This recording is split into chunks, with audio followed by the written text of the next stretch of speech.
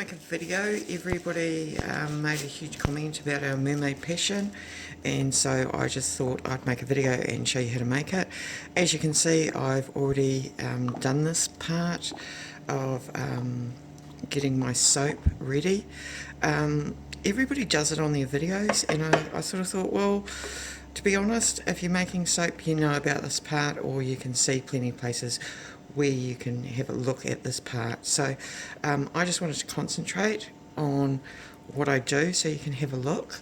Now I've got everything all set up here, and sorry if the lighting, but I live in a house where I've got a very dark kitchen, so I'm just trying to do the best that I can here. So we use 3 colours in Mermaid Passion: purple, green and blue. Now I will post my soap recipe on the bottom of this, and it's not my recipe, it is Royalty Soap's recipe with a little bit of tweak. I don't use palm oil. The reason I don't use palm oil is I don't have anything against it, apart from the fact that I love orangutans, and to get palm oil they've had to cut down forests and it's affected the orangutans, so I don't use palm oil. I do use lard and find it a really good substitution. So yeah, it's not my recipe, it's just tweaked a bit from Royalty Soaps.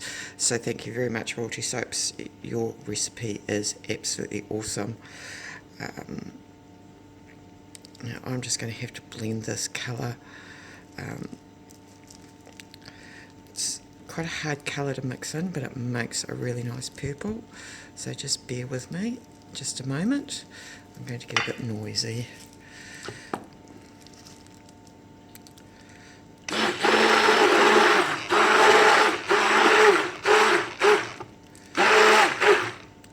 Don't want to blend it too much, because otherwise I end up with too thick a batter, and I really struggle to get the look that I want if the batter's too thick.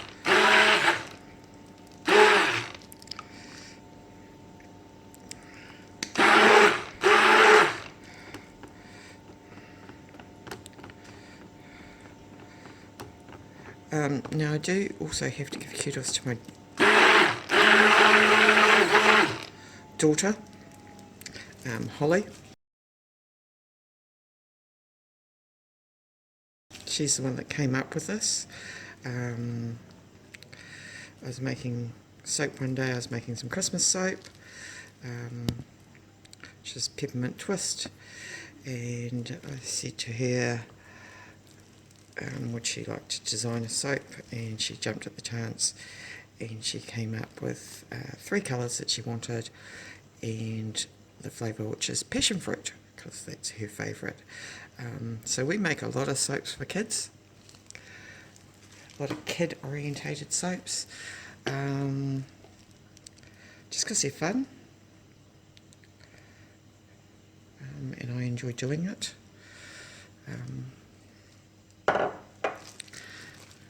Yeah, I don't know, it's something about being a mum, wanting to make your kids happy and get them to get involved in what you're doing. So just mixing up the green, this is just green mica, so I won't have to blend this one. But what I will do is, and I'm really exact on my measurements, as you can see.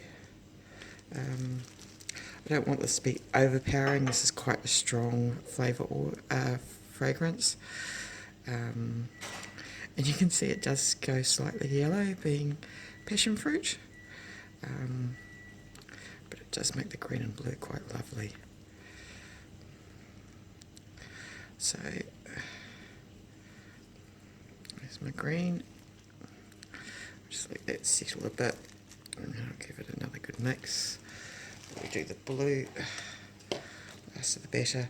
Now this is going to make more than I need, it always does, and I've done that on purpose, because what I do is I do pipe on top of this one, so you get to see some piping as well. Now people have asked me how I learnt how to pipe. I was a baker. cupcakes, done many cupcakes, and to be honest, it is just practice, practice, practice, practice. Look, if you're making some soap dough, practice with that, and then you can just whip it all up into a bag and let it set overnight so that you can use it the next day, because soap dough you've got to wait 24 hours for. But it's just a good way to practice without wasting stuff. Because when I first started, I mean, you waste a lot of stuff because you make bad batches, you buy the wrong products because you don't know what you're doing. You do a lot of silly things when you first start, but once you find a recipe that you love, stick with that for a while, and then decide, how you're going to tweak it, and just tweak a little bit at a time. I've seen a few people online that have made up their own recipes, and then you see them a couple of days later, and they're like, "Why didn't this work?" And you're like, "You just take your time. Just take your time. Find something that works, and then run with that." Okay, so that's the blue, the green, and the purple made up. And now we're going to start pouring it. If you have a look, this is nice and pourable. This is really starting to thicken up already.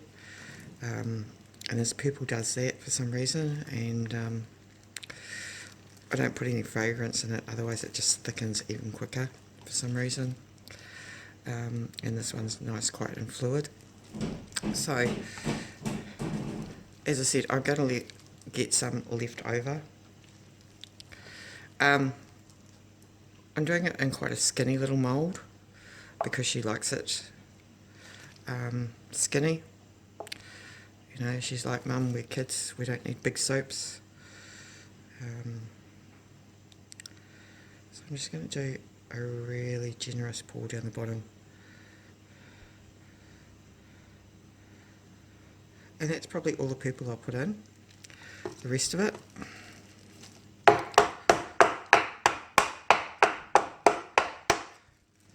I'll probably use for piping.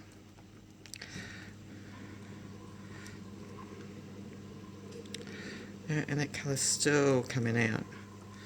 And that's okay, because it just makes little swirls. Okay.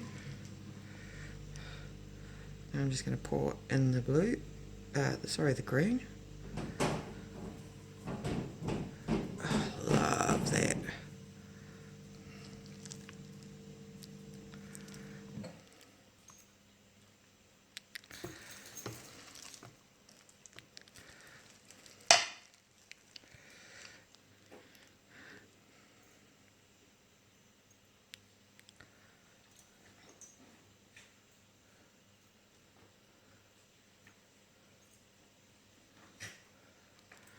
And I just keep doing that till I get right to the top.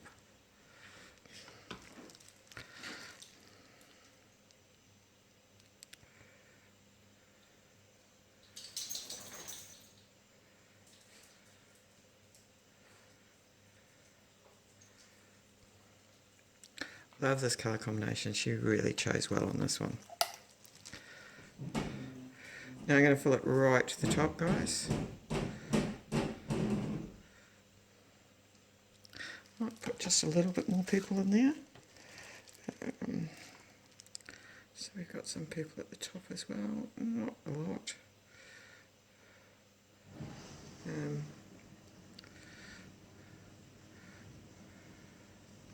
Not a lot, she says, and then she piles a whole lot in. So a bit more green. The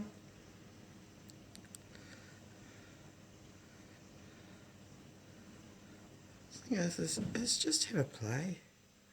I really think people should play more and stop getting fussy about,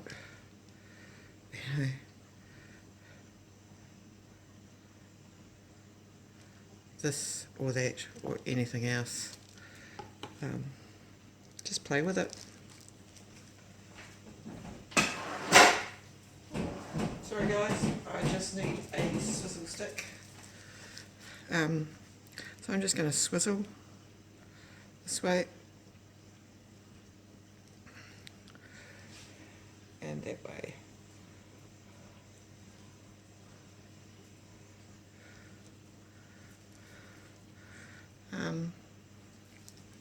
Yeah. Something I will say for beginning soap makers is you see a lot of people that have got this thing and that thing for their soaps,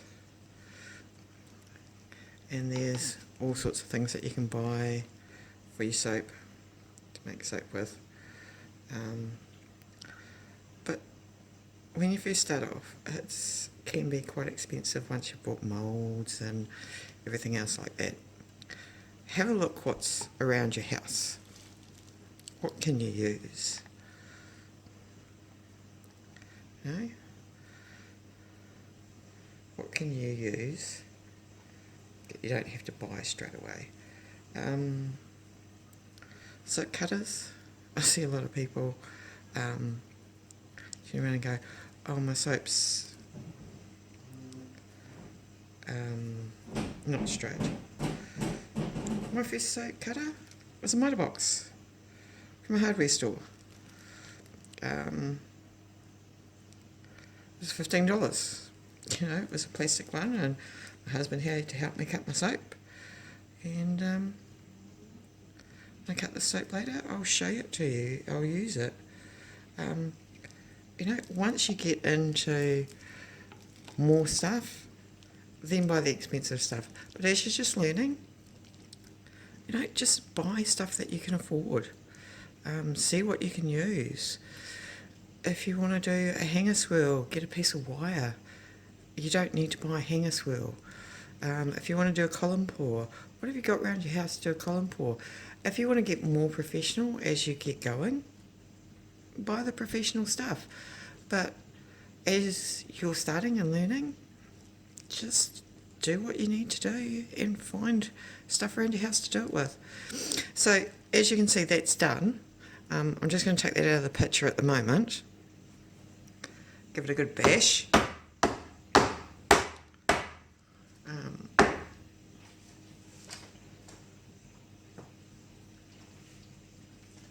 And you'll see that I've got plenty of the colours left over. And this recipe is designed to have that because I'm going to pipe. And what I need to do is just keep stirring these until such time as they get thick enough. See, at the moment, they're still too runny. I need them to thicken up so that I can pipe with them. And if you're going to pipe with your soap, you know, I did what everybody else did. I watched YouTubes late into the night. I read and read and read and read and read. And one of the best advices I got about piping was just keep stirring it. You know, because it'll go hard on the outside and you'll end up with lumps. And because of the piping tip I'm going to use, if I end up with lumps, it's just not going to work. So I'm going to portion out and bring you back when this is a bit more solid, so you can see how I pipe onto my soap. Another thing I do with my soap is I do force gel. I find that forcing the gel works for me. Means that with my particular recipe, in 12 hours, 12 to 18 hours, I can put it in the freezer for a couple of hours. I can unmold it and I can cut within 24 because of the gelling, just with this particular recipe. And I've got a show coming up that we've booked into, where we've got quite an expensive stand. It's costing us about $900 to have a stand, and I need to make crap loads of soap before we get there, so you know, to make the sands pay. You know, the old adage, if you haven't got it, you can't sell it. So I will be making about 6 of these Mermaid Passions. I will be making probably about 6 of, you know, the range that we do, so that we are covered because it's a 2-day event. You see that one's still a bit quite loose. So yeah, I do force gel it, and I do it in the oven. I stick my oven on at 50. I have a fan forced oven, so once the oven's ready, I stick the fan on and then just leave it until it cools right down. I just get a nicer soap that way. It's what I prefer. Some people don't want gelling, and it's really a personal preference of what you like as a soap maker to do that. Hi guys, I'm back. As you can see, the purple one goes really thick really fast, because it's not a mica colour. These ones have taken a little bit longer, but they're about piping consistency now. Now, what I did that I didn't like on the last one is I just put 1 scoop in like this. This time I'm going to do 2. I want a bit more of colour differentiation between the two. Now I have this all set up before I start blending, so that I'm all ready to go. I don't have to think about it. When I first started soaping, I'd rush out, oh my god, I need this, oh my god, I haven't got that. You know, if you're new, make sure that you get everything that you need and have it all ready in front of you. As you can see, I've taken my gloves off because I find it extremely hard to pipe with gloves on. So I've taken my gloves off just to make it a little bit easier for me to pipe. So I'm going to pipe the top of this. As I said, I have way more than what I need, and what I will be doing is I have a little crafter's pad. I've been a crafter for ages. I knit, I sew, I crochet, not very well. I've done cross stitch. I've had to cut most crafts, to be honest, and pretty much got bored with them after a while because there's only so many things you can do. But loving this, absolutely loving this, because every time I see something now I'm like, oh, how could I make that into a soap? How could I do that? I went past a tree today, and as you'll know from the beginning of the video where I cut up the soap, I live in Tauranga in New Zealand. It's a beautiful place in the world. If you ever get a chance to come visit us, please do. You will not be disappointed. New Zealand's a wonderful country. And I was looking at it going, I wonder how I could make that into a soap.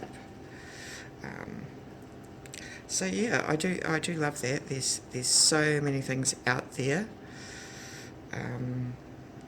that you can try. That, you know, there's Melt and Pour, which has its own artistic temperament, I suppose, of things you can do with it. There's cold pressed and there's hot pressed soaps. I'm actually going to do a hot pressed avocado shampoo bar this afternoon. So, you know, it's just so much fun to play with. Now, if you're going to work with raw soap like this, you need to be extremely careful.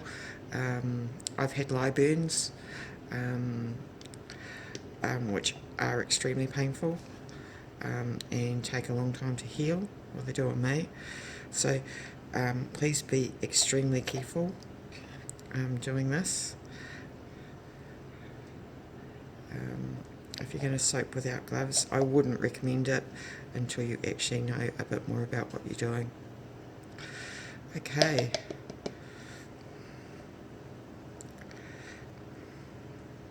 No point wasting that soap in there. Let's get all of it.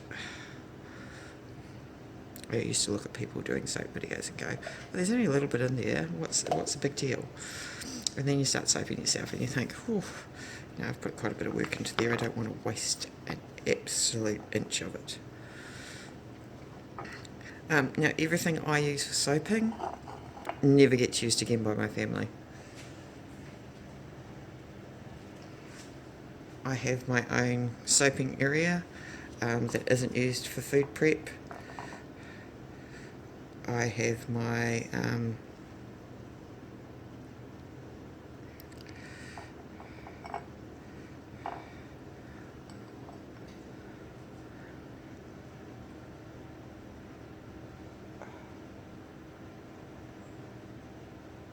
instruments for soaping with. Now I'm just doing dots here. Try and fill up your space. It's just a squeeze and a lift. Squeeze and lift. But try and fill up the spaces in between so that you've totally covered the whole soap. The noise that you can hear behind me is my oven.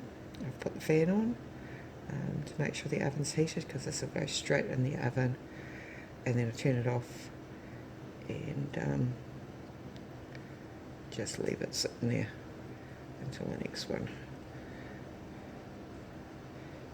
So I love mixing these colours, they're just really, really awesome. Piping on your soap is just a bit of patience and practice, as I said.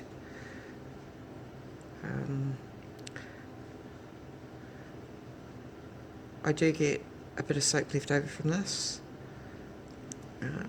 because I make more than I need, and some of you might go, well, why do you do that? I actually then make little swirls, and I can either in a hurry put that on top of a soap if I need to. Sorry, that's my dogs.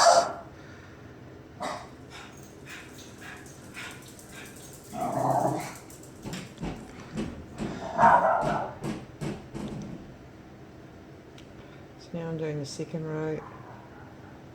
Again, try and fill up the hole. When you cut it, you don't want a hole there.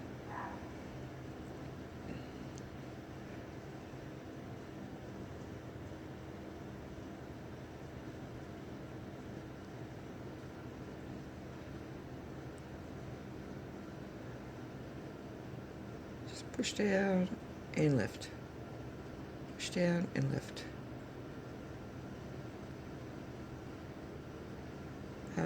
Now you don't have to hurry this, just take your time. Your soap's already thick, it's not going to go hard on you over the space of 5 minutes.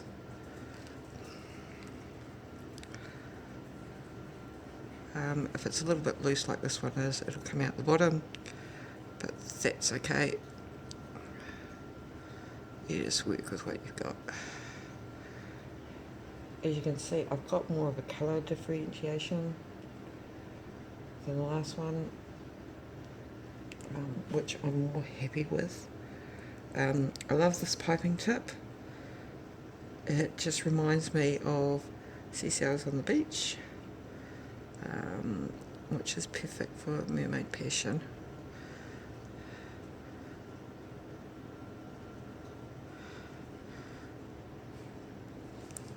Just do more there,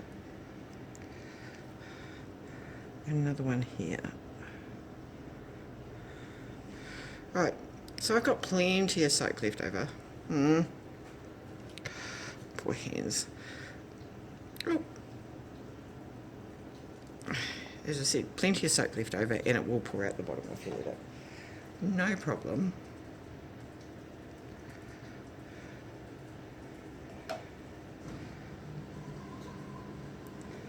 Just clean it up. Nobody's going to see that little bit on the side, so don't worry about it. I'm just going to wash my hands.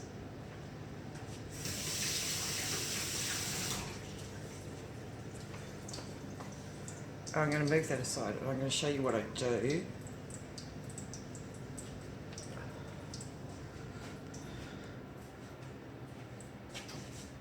With the rest of it. Now I have one of these crafting boards and they're really good because you can cut, you can do all sorts of things on them. And I just make little swirls. Now I make them about mini cupcake size because then I can put them in a cupcake soap. Or if I've got a melting pour, I can put a melting pour bottom on them and sell them as little cupcake soaps.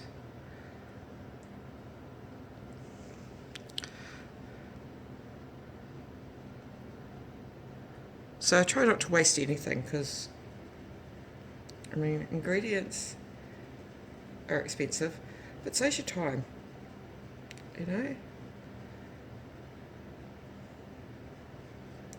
Just squeeze that one out. It's not a great one, but however. Right, so the most important part of soap making. Put this back in. I think most important part of soap making. Glitter. Now, I know you can get machines to do this, and I've got one, but I quite like having the power to actually decide where it's all going to go.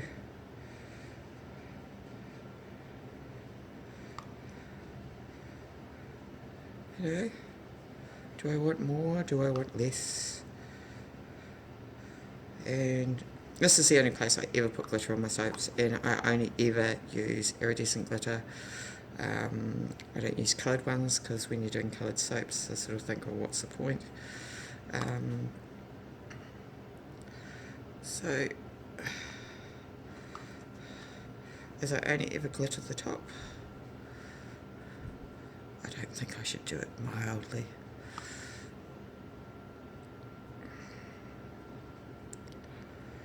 Don't normally put glitter on these ones because if they're going to go in a cake of soap as a cupcake soap, it doesn't show very well. I find glitter in soaps. I know some people do it. It's just not my personal preference. I just don't think it works very well. Now, when I was a beginner, this is something I forgot all the time. So I have it here all the time. It's my isopropyl alcohol, so that I can give everything a good spray. It stops soap ash. So does gelling. Helps with the soap ash. But that's my soap. It's going in the oven. I know, a bit of a weird concept. When I first started soap making, I was going to cook my soaps, but you're not really. You're just forcing a gel because I soap at room temperature.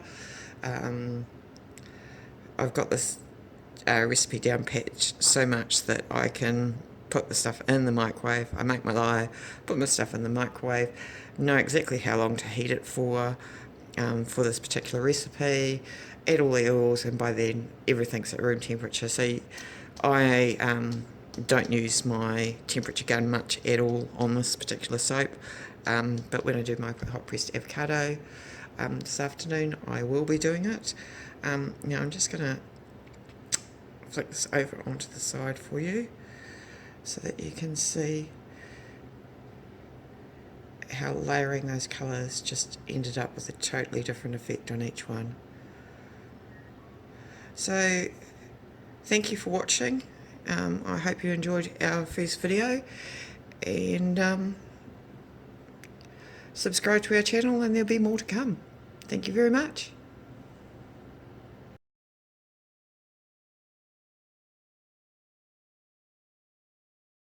Hi guys, as I said, I would bring you back when I was ready to cut this loaf.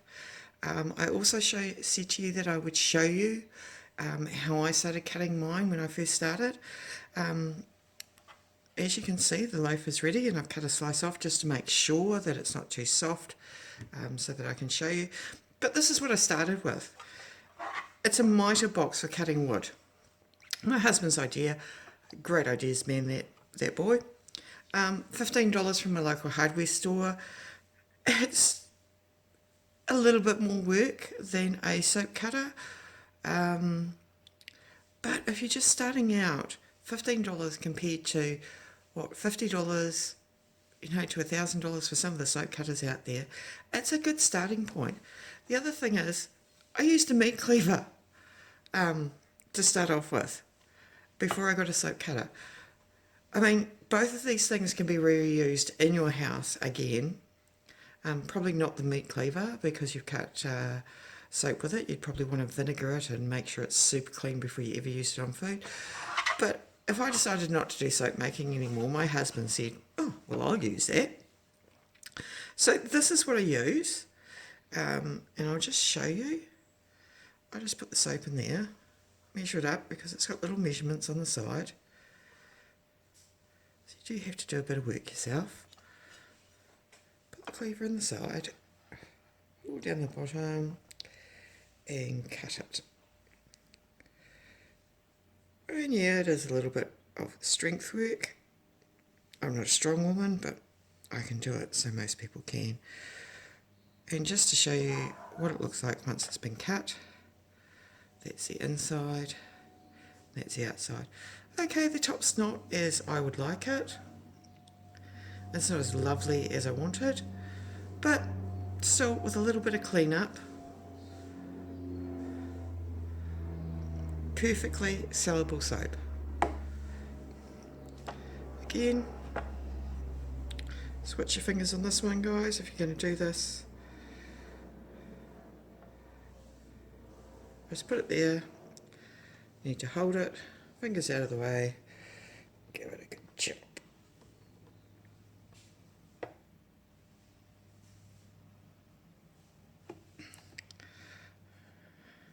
But it just goes to show you don't need to go out and buy all the fancy gear when you're first starting out.